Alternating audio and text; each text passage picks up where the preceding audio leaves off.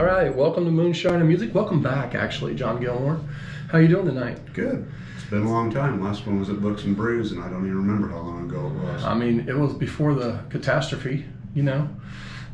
There's been so many catastrophes. Well, this is true, but you know, the one that shut down the world, that catastrophe. Yeah. Before that, but it is really good to have you back and have you on the National Road Music Series and the cool theater here. What have you been up to? I mean, I know that like after you were on the last time, you've had maybe 2 albums come out.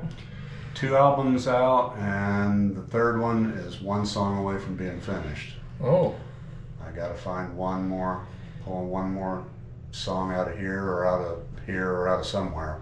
Well, what's the new one going to be called? Do you have the name for the album yet? I usually name them after the lead-off track, so this one's going to be called Lessons. That's a song. Okay. Probably what I kick off the show tonight with, or all right. do up front. Yeah. Oh, that's great. The thing that I loved about like both of the last 2 records, especially the name of the record escaping me, the one before last. Well, Gravity's Curse. Gravity's Curse, yeah. That one. The thing I loved about it was when the first time that I played it, very first time, I was like, I love all of this like real natural folk music that's happening here. Like just straight down the middle. Like, you know, that's a sound that you've really got. Did you intentionally go after the like straight up folk sound, or is that just you naturally? A little bit of both, probably. I don't want to imitate anybody, but my influences are John Prine, Guy Clark, those guys, and so my sound probably is a little bit derivative, a little bit like them from listening to them for years. That instrumentation and that feel. Yeah, I mean that's the cool thing is the feel. Like it just, I'm like I'm in a room with some guys that are just picking right now. Like that's the way it sounds. It's great. I mean, that album. I mean, I listened to it probably like 15 times. And I was like, man, I'm just really into this folk thing. It was like a phase. Like I've been in a Tyler Childers phase. Yeah. So like, you know, I play like all of his stuff right now. But for a little while there, I was in a John Gilmore phase. So you know, you should be happy about that. Yeah. I'm glad that people are listening. Sometimes I throw it out there and I'm like, I don't know if anybody's listening, but I'm going to do it anyway.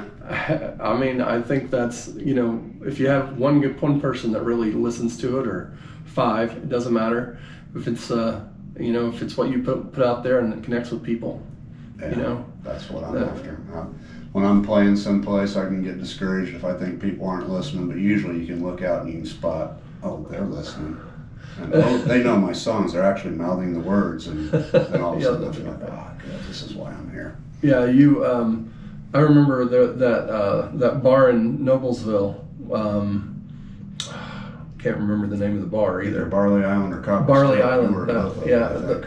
At the Barley Island when I was playing there once, you were there, and there were a whole bunch of people there, and it was like really like loud for whatever reason, and there were like 10 people that were kind of up front, and I could really tell that they were absolutely listening, and some of them like started turning around to people and trying to get them to quiet down. I vividly remember being in that room and thinking, wow, this is really like an interesting crowd, you know, like where there's enough people here that like the music and want to be here for that, and then the other ones that are, you know, watching a ball game or whatever they were doing. Barley Island is an interesting place. Yeah, and it's gone now, right? It is gone, yeah. Yeah. That's probably where my public performance experience started, was at that place. At that place? Yeah. Around 2000. Oh, 99 or 2000. So that place was there quite a while. I didn't realize it had been there that long. Yeah. Mm-hmm. They made it 20 years. So you've been, what have you been working on lately other than writing the songs? Do you have any project that's going on the side, or anything interesting? I'm pretty comfortably retired. I just chase my dogs around the yard, and wintertime's coming. I don't have 4 acres to mow. I'll probably bear down on some more music stuff. I got to write that 1/10 song for this project, though. Yeah. Do you what do you do that inspires you when you start writing? Is it something? Is there a certain thing that kicks off a song for you, or Well, one thing, and you're familiar with this, Chris Wolf's indie song name game has led me to write some of the best songs I've written. And the title track on the last album and stuff like that came from that Facebook songwriter challenge page. That's neat. You just like need somebody to send you a prompt once in a while? Is that the... I need prodded every once in a while. Just give him a little kick. Yeah. So is Lessons the song that you think everybody should like look out for tonight? Or what song do you want to highlight? Well, yeah, maybe. I mean, I play that one quite a bit. People in my circle are familiar with it, but people in your circle probably aren't necessarily. Yeah, that's probably as good as any of them Okay, that's great. to focus on. Are you looking forward to the theater out here? You like the place? It's a beautiful space, yeah. Yeah. I mean, I feel like I'm in the big leagues standing up there looking at that. Those lights are in my face, so I can't see anything anyway. Yeah, I mean, it could be empty or full and you won't even know. Yeah. It is really bright. Like, I usually wear sunglasses on the stage because it like hurts my eyes. I'm up against two people that can actually sing, so I'm going to be challenged. I'm going to do the Monty Python, and now for something completely different. Well, hey, you know, if you're different, then you'll stand out, right? Yeah, I will. Alrighty, John. Well, I'm glad that you came in and to do the show with us, and that we got you scheduled on this. I've been looking forward to it for a while, and it's good to have you back on the show. I'm happy to be here. I appreciate the invite, and we've had a couple of close calls, but I wasn't able to make because I was booked elsewhere or other commitments. But well, hey, it's a good thing that you're booked. That means people want to have you play. You know? Yeah. I don't even have to change my name every time I play. Vandewater song. Yeah, Vandewater song. I figured you'd get that reference. That's awesome. Well, let's go up to the stage now and listen to John Gilmore on music, on Moonshine and music.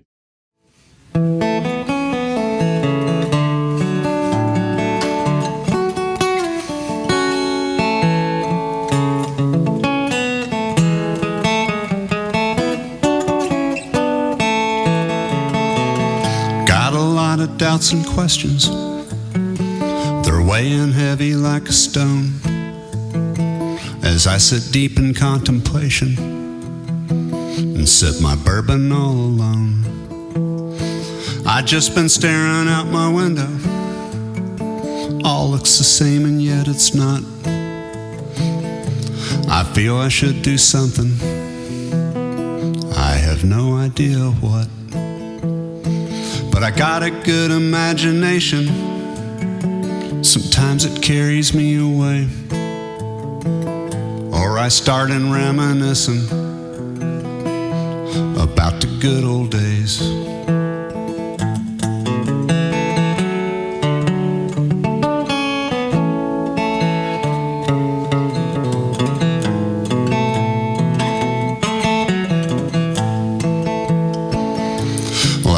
Carefree childhood seems like 100 years ago.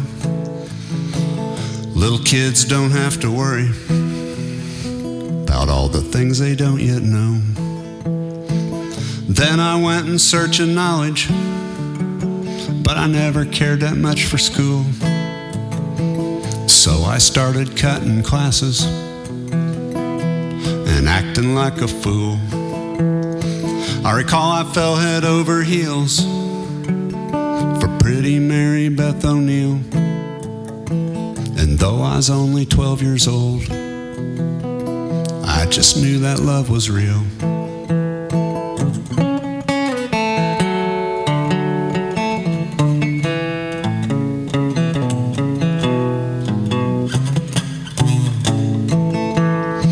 That's where I stopped my reminiscing. You know, it's always seemed to me that adulthood's overrated and tougher than it ought to be. And of all the lessons that I've learned, and damn near everything I know, most came to me the hard way. came too late or came too slow. So I won a few and lost a few, but one thing is crystal clear. Every minute, every mile pushed me till I wound up here. With all these doubts and questions weighing heavy like a stone.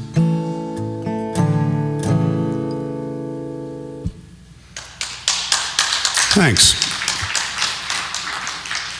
That song was born from Chris Wolf's Songwriter Challenge. The prompt was Head Over Heels, and the Mary Beth O'Neill in that song is purely a fictitious. I like to say she was nothing but a cheap, easy rhyme. But I'm scared to death that someday I'll play a show and there will be somebody named Mary Beth O'Neill in the audience. Here in the Spirit of Halloween is a song that I wrote about monsters. Unfortunately, this song is about real monsters. And as I say in the song, they are everywhere.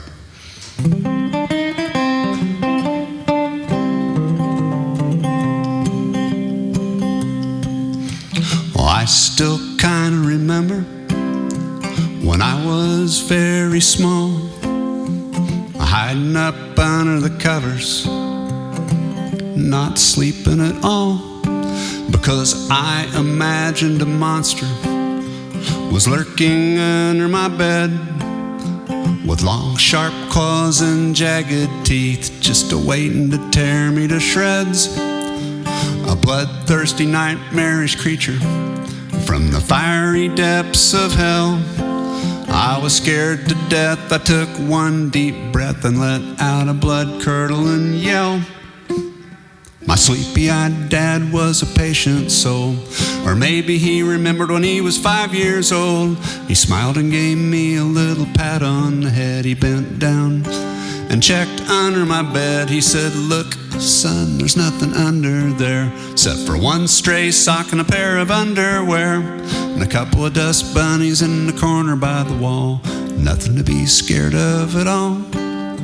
So I breathed a big sigh of relief as he tucked me in. He said, "Go to sleep, there's no monsters in here. You'll be alright. Good night, son, sleep tight." Now I don't fear the dark like all those years ago, but I'm still scared of monsters, 'cause now I know that while I'm safe in bed and there's none under there, monsters walk among us, they're everywhere.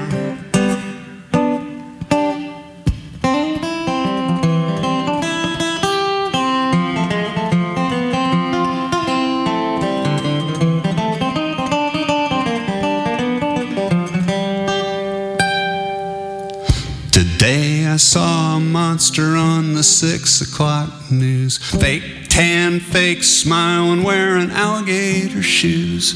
Another I heard him talking about on NPR, selling propaganda and holy war.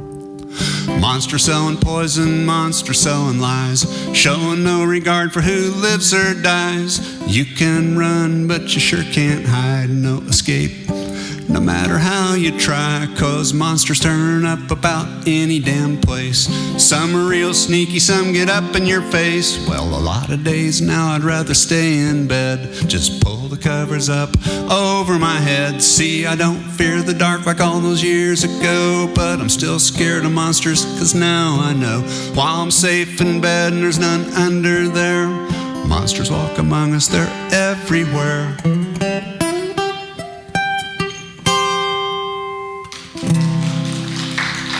Thank you. Here's a new one. I don't think, this also is on a new project, and I don't think I've ever really played it out, so a lot of room for error here. This is autobiographical. It's definitely me. I awoke with some reluctance face the day ahead. I thought of all I ought to do and what I'd rather do instead. I got up and closed the curtains. I went back to bed. Now there's an awful lot of things I don't want to do anymore. Well, there's dishes piled up in the sink and dirty laundry on the floor. Well, that list keeps getting longer, a little harder to ignore.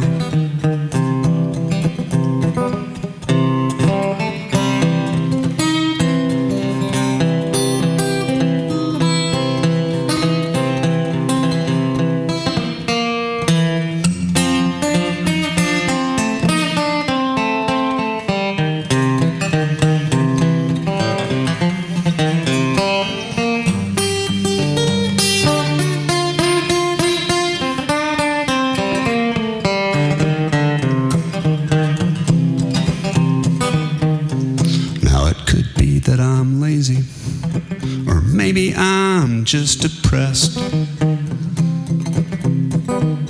I'd hate to think that I'm a slacker, but it could be true, I guess. Or it could be the doing nothing. It's just what I do best. So I went to the doctor to see what he'd suggest. Well, he wrote me a prescription and he sent me for some tests. Well, it turns out to do nothing is just what I do best.